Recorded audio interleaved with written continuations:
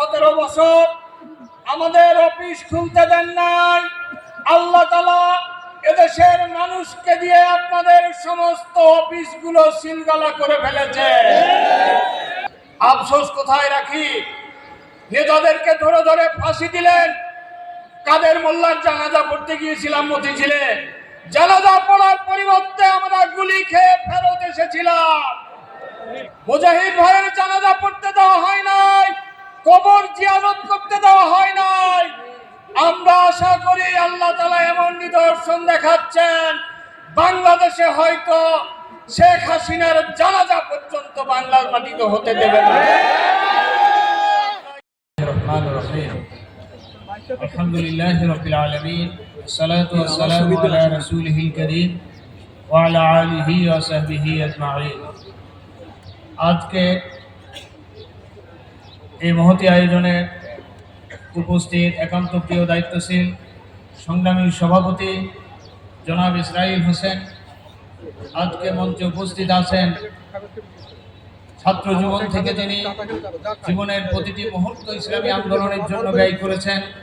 বিশেষ অতিথি মহানগরী জামাতের সংগ্রামী কর্মপরিষদ সদস্য, জামাত ইসলামীর কেন্দ্রীয় মজলিস শুরার অন্যতম সদস্য জনাব জামাল উদ্দিন, উপস্থিত মঞ্চের সংগ্রামী নেতৃবৃন্দ, যারা বিগত সরকারের শাসন আমলে বিভিন্নভাবে নির্যাতনের শিকার হয়ে ময়দানকে নেতৃত্ব দিয়েছেন, সম্মানিত থানা নেতৃবৃন্দ, উপস্থিত কর্মী ভাইরা, মাইকের আওয়াজ যতদূর যায়, সংগ্রামী মেহনতি মানুষ, সকলকে আন্তরিক অভিনন্দন জানিয়ে আজকে আমার কথা শুরু করছি।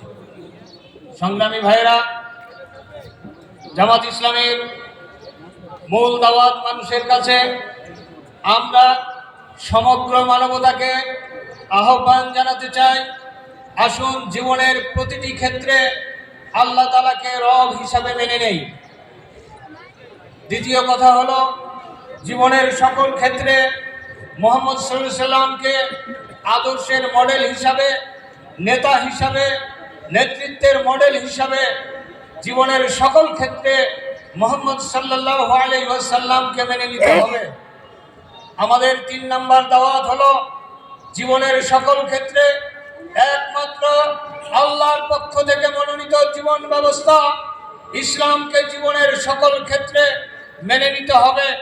ইসলামের হুদুদের মধ্যে থেকেই জীবন পরিচালনা করতে হবে।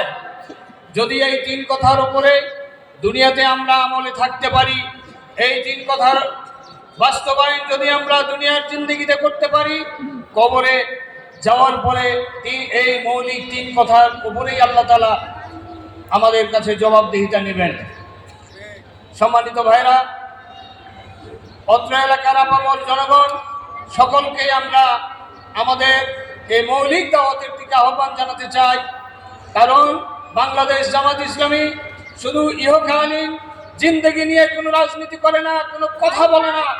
বাংলাদেশ জামাত ইসলামী ইহকালের কল্যাণ, পরকালের মুক্তির ব্যাপারে আমাদেরকে নির্দেশনা দেয়, দিক নির্দেশনা দেয়। সেই দিকেই আমরা আপনাদেরকে আহ্বান জানাচ্ছি। দ্বিতীয় কথা, সম্মানিত ভাইরা, আজকে বাংলাদেশের ময়দান আল্লাহ তাআলা আমাদেরকে কি দেখালেন? আল্লাহ তাআলা যে নিজে স্বয়ং পৃথিবীকে এখনো তার অধীনে রাখার জন্য এখনো নিদর্শন দেখান, সেটাই আমরা দেখতে পাচ্ছি। বিগত 17 বছর আমাদের অফিস খুলতে দেন নাই। আল্লাহ তাআলা এদেশের মানুষকে দিয়ে আপনাদের সমস্ত অফিসগুলো সিলগালা করে ফেলেছে। আপনারা আমাদের দায়িত্বশীলদেরকে বিছানা থেকে ধরে নিয়ে আবুল কালাম মোহাম্মদ ইউসুফের মতো বয়োজ্যেষ্ঠ একজন আলেম, ভারত উপমহাদেশের প্রখ্যাত আলেমকে জেলখানায় হত্যা করেছেন। আল্লাহ তাআলা আপনাদেরকে সেই ব্যবস্থার দিকে ধাবিত করেছেন। আফসোস কোথায় রাখি, নেতাদেরকে ধরে ধরে ফাঁসি দিলেন। কাদের মোল্লার জানাজা পড়তে গিয়েছিলাম মতিঝিলে, জানাজা পড়ার পরিবর্তে আমরা গুলি খেয়ে ফেরত এসেছিলাম। মুজাহিদ ভাইয়ের জানাজা পড়তে দেওয়া হয় নাই, কবর জিয়ারত করতে দেওয়া হয় নাই। আমরা আশা করি আল্লাহ তাআলা এমন নিদর্শন দেখাচ্ছেন, বাংলাদেশে হয়তো শেখ হাসিনার জানাজা পর্যন্ত বাংলার মাটিতে হতে দেবে না। স্পষ্ট বলতে চাই সরকারকে, বিপ্লবের পরেও মুজলুমেরা কেন অধিকারের জন্য হাহাকার করে? কেন এটিএম আজহারকে মুক্তির ব্যবস্থা করা হচ্ছে না?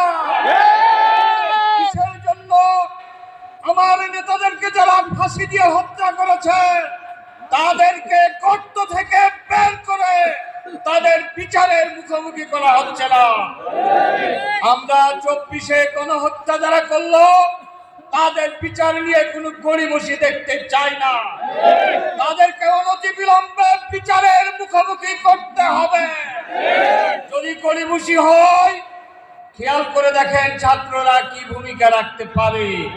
বাংলাদেশের মানুষের বুকের জ্বালার দিকে তাকিয়ে দেখেন। আমি আপনাদের সজাগ থাকার জন্য উদ্যত আহ্বান জানিয়ে, জামাত ইসলামীর কার্যক্রমকে এগিয়ে নেওয়ার জন্য উদ্যত আহ্বান জানিয়ে আমার কথা শেষ করছি। আখিরা আলহামদুলিল্লাহি রাব্বিল আলামিন। আসসালামু আলাইকুম ওয়া রাহমাতুল্লাহি ওয়া বারাকাতুহু।